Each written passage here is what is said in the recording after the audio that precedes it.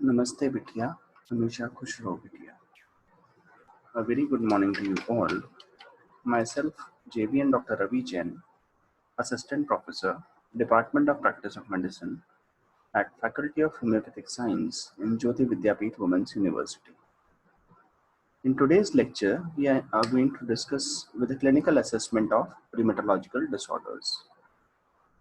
So this is the series of clinical examination of the locomotor system. In this series, we are going to discuss about the assessment of rheumatological disorders today. The clinical assessment of the locomotor system is done to determine if the symptoms are related to a rheumatological disease or the symptoms are related to the joint or the part of or the parcel of some systemic disorder.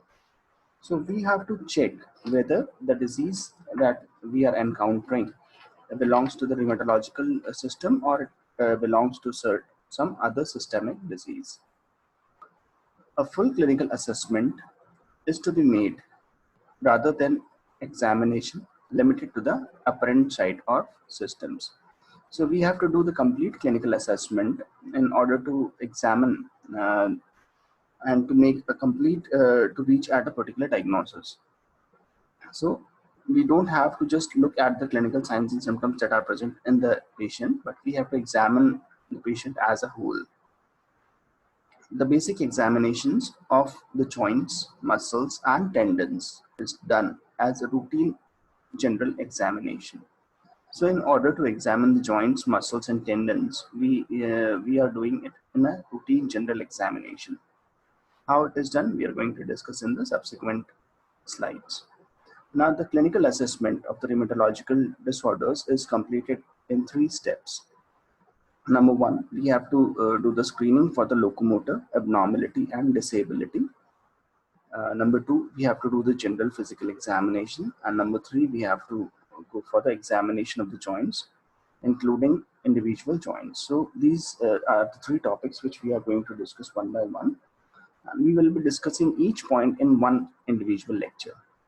So these are 3 basic lectures in which we are going to discuss these things one by one. In today's lecture, we are going to discuss the first point, that is screening for the locomotor abnormality and disability.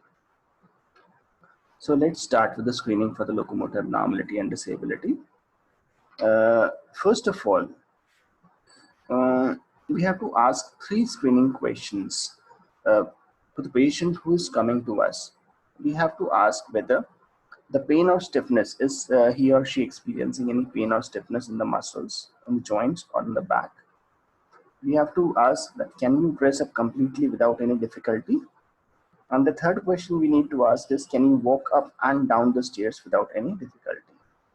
So there are 3 questions. Number one, are you experiencing any pain or stiffness in the muscles, joints, and back? Number second, can you dress up completely without any difficulty? And the third point is, can you walk up and down the stairs without any difficulty? So these 3 questions are very important for the screening or of any kind of locomotor disability or abnormality in any individual who is coming to us. Now, this is also known as the GALS screening. GALS screening means there are 4 aspects of GALS screening. GALS. G for gait. कैसी चाल है patient की. You have to look for the arms, you have to look for the legs, and you have to look for the spine. So the combination of these 4 things, like gait, arms, legs, and spine, constitutes of the GALS screening. Now, this is the screening that these are the questions, or these are the process that is usually done. We have taken this picture from the Chugh clinical medicine book. So let's start with the first one. In the first one, you have to look for the gait of the individual. All right. First of all, you have to look for the gait of the individual. In the first picture, we are looking at the inspection of the gait. So we have to check for the gait. We have to observe for the symmetry, the smoothness of the movement. Then we have to see for the normal stride length, the normal heel stride stance, toe off, swing through, able to turn quickly. So this is the first step that we are going to check. In the second step, we are going to inspect for the patient standing position from behind. We have to look for the straight spine. We have to look for the muscle bulk or symmetry of the paraspinal shoulder and gluteal muscles. We have to check for the level of the iliac crest.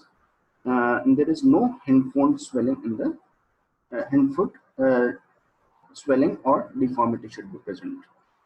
Then in the third step, we are going to press over each mid supraspinatus muscles, and we have to check for any kind of hyperalgesia of the of fibromyalgia. In the fourth picture, we have in the fourth step, we have to do the inspection from the sides. We have to check for the cervical curve. We have to check for the lumbar curve, and we have to do the normal cervical and lumbar lordosis and thoracic normal thoracic kyphosis. This has to be done. In fifth step, we have to ask the patient to touch his toes, and then we have to check for the normal lumbar spine and hip flexion.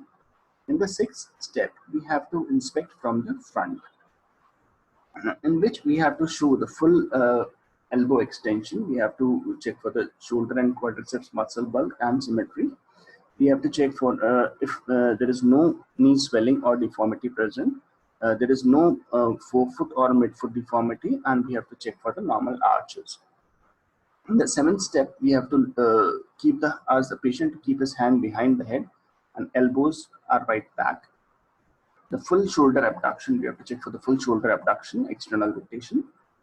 We have to do the normal acromioclavicular and sternoclavicular movement.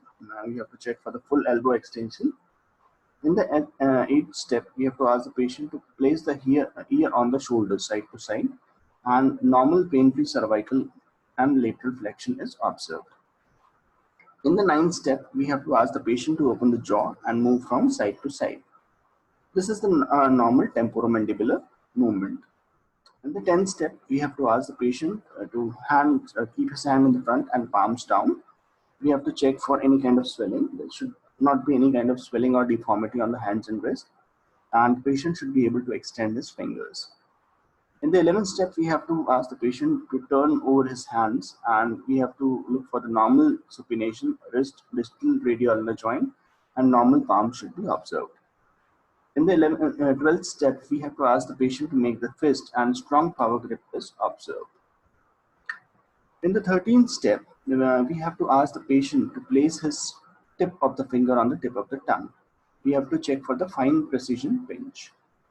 In the 14th step, we have to check for the metacarpal squeeze. We have to squeeze the patient's hand or the metacarpal joints, and we have to check for the metacarpophalangeal joint tenderness.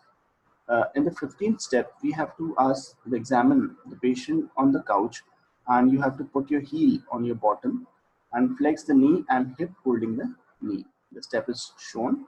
We have to check for the full knee and hip flexion, and there should be no hip knee crepitus. On the 16th step, we have to do the internal rotation of the hip and flexion. There should be no pain or restriction of hip movement. In the 17th step, we have to palpate for the ballooning sign, and there should be no knee effusion.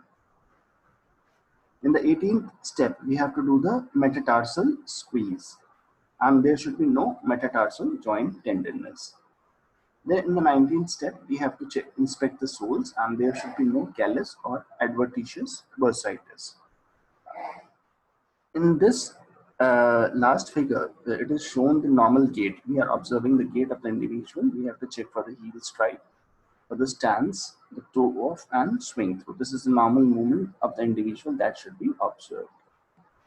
So this was all about the general examination. The first step, general physical examination, and its first step that we have discussed in today's lecture, the screening for the locomotor abnormality and disability. This was the first topic that was completed.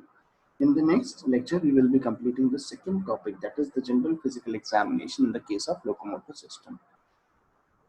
So for more reference, you can look in the book that's name I have already mentioned in the e-notes that I'm providing you, the Clinical Methods in Medicine, the Clinical Skills and Practices by S.N. Chugh. The whole matter was taken from his book for your easy understanding. So you can refer that book for more details. This session was powered by Digital Version 2.0 Jyoti Vidyapeeth Women's University. I hope you are satisfied with my digital session. If you have any issue, please mention in the comment box. I'll try to resolve it. So this was all for today. Thank you very much. We will be meeting in the next lecture tomorrow.